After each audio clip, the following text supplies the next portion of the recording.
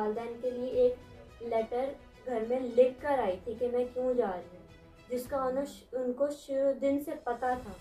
अस्सलाम वालेकुम नाज़रीन, यकीनन आप सब ने 2000 की नई वीडियो, नए स्टेटमेंट, नया बयान तो सुन ही चुके होंगे, देख भी चुके होंगे, सुन भी चुके होंगे कि वो किस तरह दोबारा से उसको ज़हीर अहमद को डमी उसके बराबर में बिठा के और फिर उसको साफ़ सुथरे बिल्कुल माहौल में ले जाके और घर का माहौल दिखा के उसको ये दिखाना बताया जा रहा है कि भाई कि एक घर जैसे माहौल में वो रह रही है और सब कुछ कर रही है।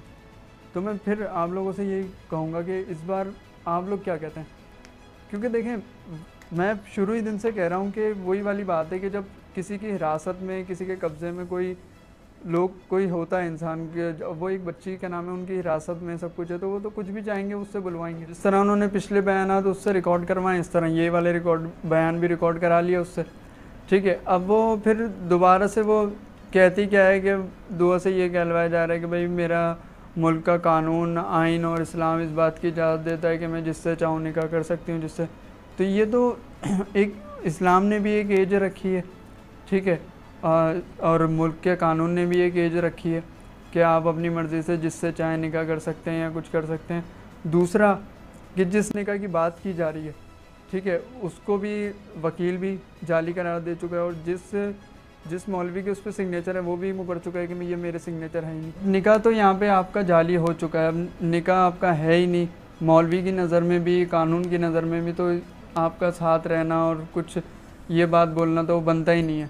जो इससे ये बयान दिलवा रहे हैं उनको भी कम से कम ये सोचना चाहिए। और फिर जिन लोगों तक ये वीडियो पहुँचाई जा रही है आवाम की नज़र में, तो आवाम भी इतनी बेवकूफ़ तो है नहीं कि वो ये ना सोचे कि भाई जिस तरह एक बच्ची इतने टाइम से उनके कब्ज़े में है वो कुछ भी बोलेगी तो अब नहीं मानेगी आवाम, ठीक है।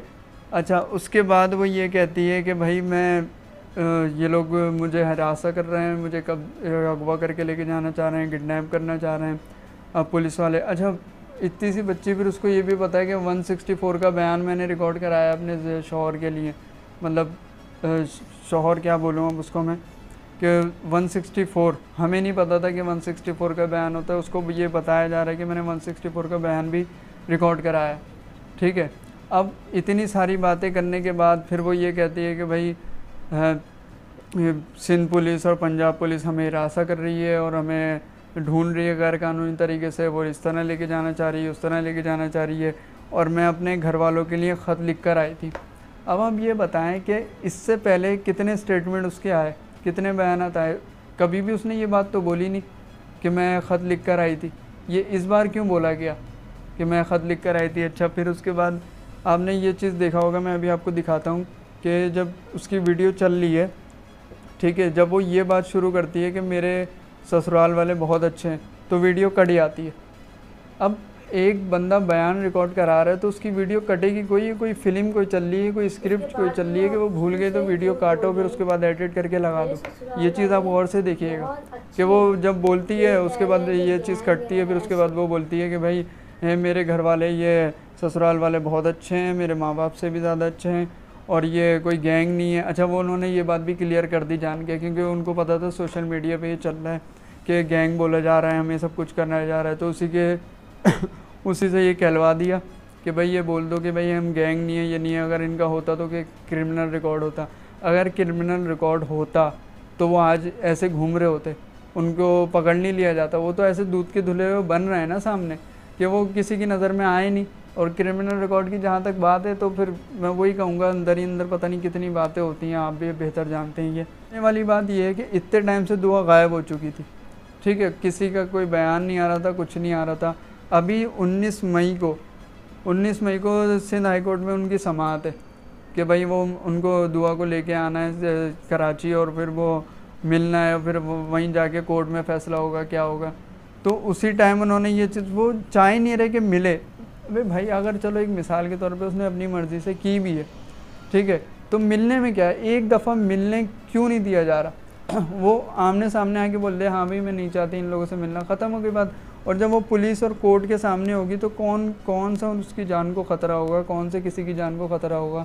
जो ये बुलवाया जा रहा है कि भाई हम कराची आएंगे तो हमें जान को ख़तरा है, तो ये सब बनाई भी बातें हैं। किसी वो एक दफ़ा मिलवाना नहीं चाह रहे, वो मिलवाने के डर से उन्होंने कहा, सिंध हाई कोर्ट ने ये दे दिया है कि भाई अब 19 मई को मिलना पड़ेगा, तो भाई ये वाली वीडियो स्टेटमेंट बनवा के फेंको इसको, ताकि वो ये फैले तो लोगों की नज़र में हो सकता है फिर ये हो, फिर उनका बयान भी बदल जाए। तो अगर ऐसा होता है तो मैं कहूँगा बिल्कुल बच्चों वाला दिमाग है सबका, ठीक है। एक दफ़ा कुछ भी हो, कितने भी बयानात आ जाएं, कुछ भी आ जाए, कुछ भी वो बोल ले, एक दफ़ा मिलवाना लाजमी है इन लोगों को। एक दफ़ा मिल लें, फिर उसके बाद जो फैसला होता है वो देखा जाएगा। लेकिन मिलने से क्या है, एक दफ़ा तो मिले इंसान आके। यार कभी भी ऐसा नहीं होता, कोई भी बेटी हो, कितनी भी बदजन हो, वो इतना कोई वो करेगी कि नहीं मैं मिलूँगी ही नहीं, बिल्कुल सिरे से ही नहीं मिलूँगी। और जिस तरह उसका लाइफस्टाइल देखा जा रहा है, उस तरह दिखाया जा रहा है, तो ऐसा कभी भी लगता ही नहीं है कि वो अपने घर वालों से इतना तंग थी। तो बस यही कहूँगा कि फिर वही कहूँगा कि आप लोगों की राय जानना चाहता हूँ मैं कि वाकई आप लोगों को भी ऐसा लगता है या नहीं। तब तक के लिए मुझे दीजिए इजाज़त। फ़ी अमान अल्लाह।